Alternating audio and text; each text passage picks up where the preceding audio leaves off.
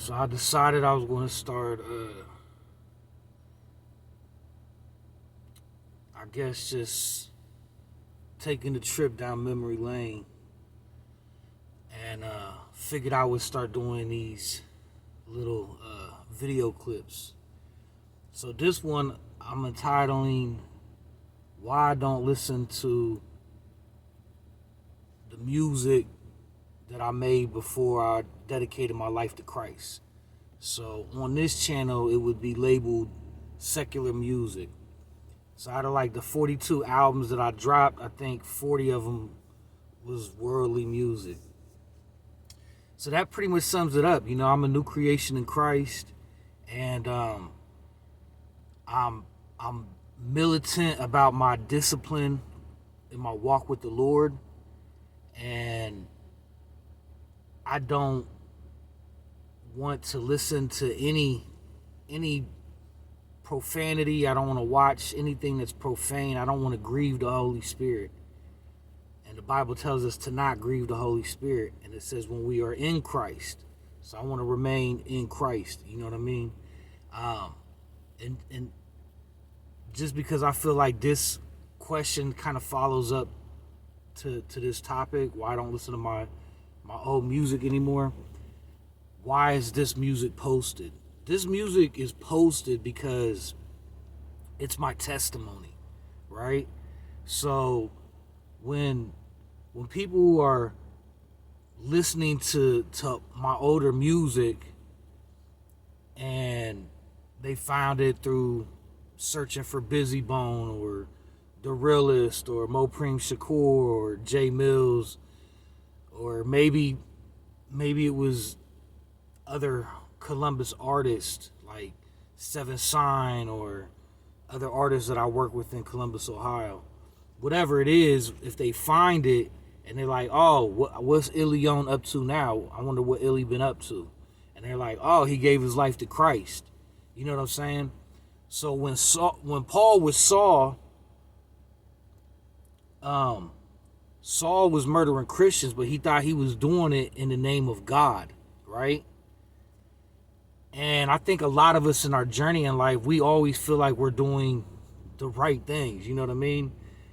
Like we can justify it at that point in time why we did what we did. You know what I mean? And a lot of people feel justified in their actions, but only in retrospect, in hindsight, right? They say hindsight's 20/20.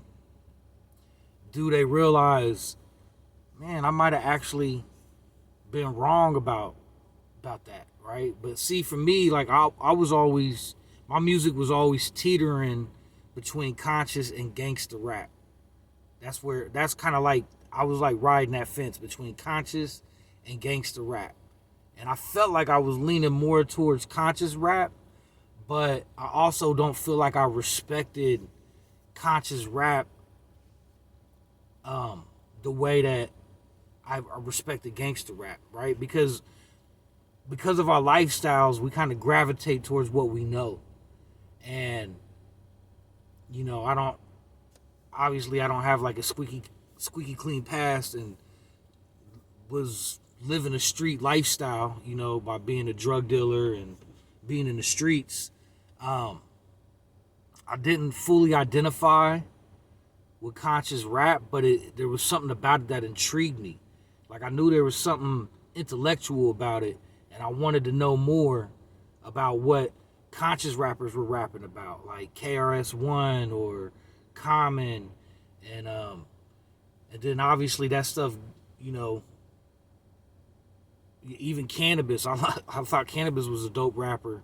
You know what I mean? Like I always admired lyricists. You know what I'm saying? Like I respected Busy Bone immensely because of his lyricalness. I mean, nobody couldn't tell me that there like some of the music that he made was just mind-boggling. You know what I mean? And I remember even watching him on stage. You know what I mean? Like, and just seeing him just spit rapid fire fast, and it was his dictation and his delivery was just like it was so on point. You know what I mean? And so I just respected lyrical rappers. You know what I mean? Wu-Tang Clan, Nas, you know what I'm saying? Obviously, if you ever asked me who my favorite rapper was, it was probably Jadakiss. Hands down. It was probably Jadakiss.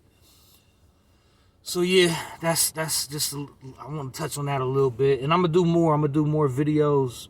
I might even do a couple more today, actually, and touch on a couple topics. Just I don't know, for memory purposes. All right, peace.